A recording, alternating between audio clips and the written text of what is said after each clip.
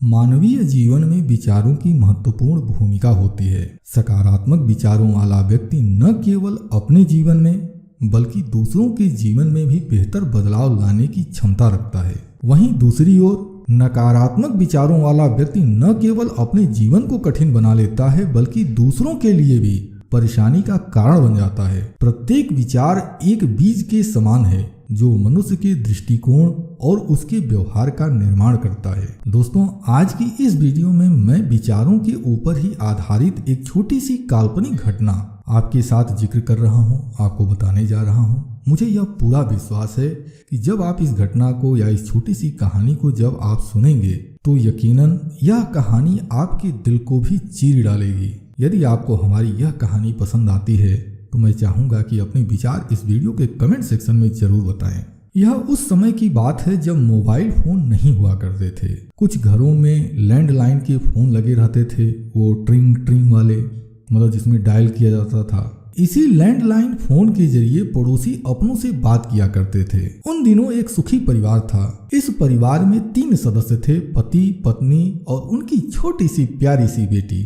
अक्सर देखा गया है कि बेटियों का अपने पिता से ज्यादा ही लगाव होता है। इस परिवार में भी ऐसा ही कुछ था। छोटी बच्ची अपने पिता से बहुत ज्यादा प्यार करती थी और उसके पिता भी उससे बहुत ज्यादा प्यार करते थे।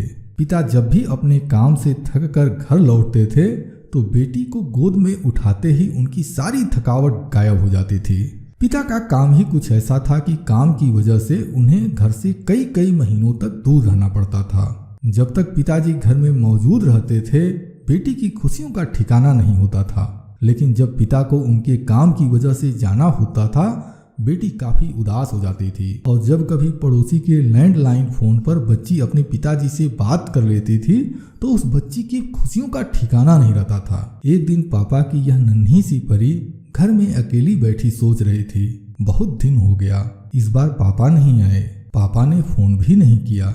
यह छोटी सी परी आज अपने पापा से बहुत ज्यादा नाराज थी और वह अपने पापा से बहुत सारी शिकायत करना चाहती थी, लेकिन अपनी बातों को अपने पापा तक पहुंचाने का उसे कोई भी उपाय नहीं सूझ रहा था। तभी अचानक उसके चेहरे पर एक प्यारी सी मुस्कान दिखाई देने लगी, क्योंकि उसे अपनी बात अपने पापा तक पहुंचाने के लिए एक छोटा सा उपाय मिल गया था। दरअसल उसने कई बार अपनी माँ को पत्र लिखते हुए देखा था, अतः उसने भी निश्चय किया कि अपनी सारी बातों को पत्र में लिखकर अपने पापा को बताएगी।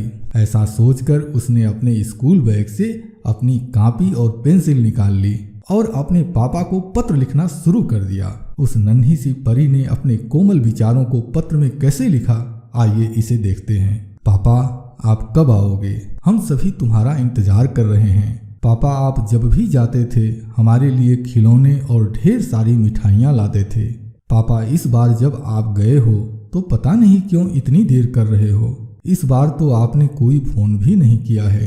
पापा, आप नहीं जानते हो, मैं मम्मी से जब भी पूछती हूँ कि आप कब आओगे तो वह बार बार कहती है कि तुम्हारे पापा अपने काम में बिजी हैं, उनको जैसे ही छुट्टी मिलेगी वह आ जाएंगे।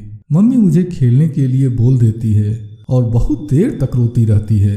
पापा, मैं जानती हूँ कि मम्मी भी तुमको बहुत याद करती है, तुम घर आने में देरी क्यों कर रहे हो? मम्मी भी इसीलिए रोती है।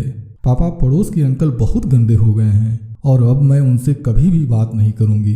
पापा, आप नहीं जानते हो, अंकल कह रहे थे कि अब आप कभी भी घर नहीं आओगे क्योंकि आप बहुत दूर चले गए हो। तो क्या पापा यह सच बात है? अब आप हमसे मिलने नहीं आओगे? पापा, आप प्लीज जल्दी चले आओ। मैं आपसे कोई चीज नहीं मांगूंगी, चॉकलेट भी नहीं मांगूंगी और खिलौने भी नहीं मांगूंगी। पापा, अब मैं कोई बदमाशी भी नहीं करती हूँ और जब आप मेरे पास आओगे तो मैं आपको परेशान भी नहीं करूँगी। पापा, आप नहीं जानते हो, आप जब से गए हो तभी से दादी की तबीयत भी बहुत ज़्यादा खराब रहती है। वह भी हमेशा रोती रहती हैं और तुम्हारी फ़ोटो को देखती रहती हैं। पापा, दादी की दवाइयाँ भी ख़त्म हो गई हैं। पापा, अब मम्मी भी काम करने के लिए एक ऑफिस में जाती है। मम्मी दिन भर काम करती है और रात में खाना बनाकर हमें खिलाती है और अब हमारे साथ खेल भी नहीं पाती है।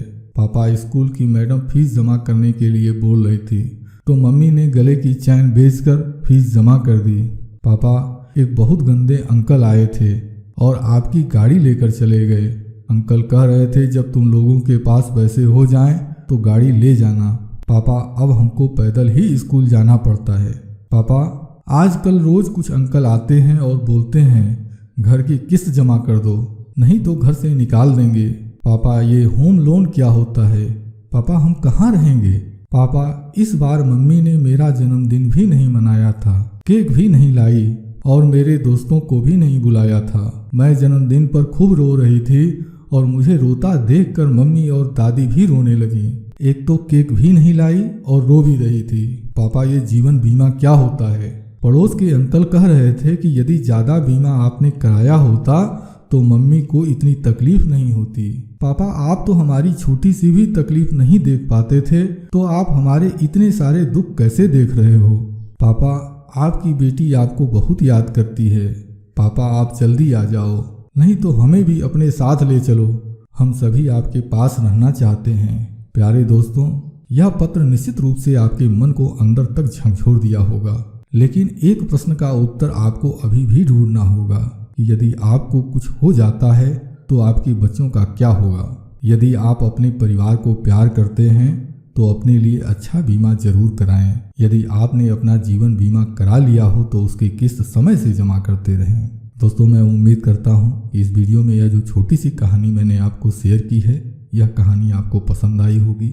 तो यदि आपको यह वीडियो पसंद आई हो तो इस वीडियो के नीचे जो लाइक की बटन बनी है उसको क्लिक कर दें और अपने विचार वीडियो के कमेंट सेक्शन में जरूर बताएं। यदि आपको यह वीडियो पसंद आई हो तो इस वीडियो के लिंक को अपने सोशल मीडिया अकाउंट पर भी जरूर शेयर करें। अब इसी के साथ मैं अपनी इस वीडियो को समाप्त करता हूँ। आपने अपना कीमती समय दिया, इसके लिए मैं आपका दिल से आभारी हूँ।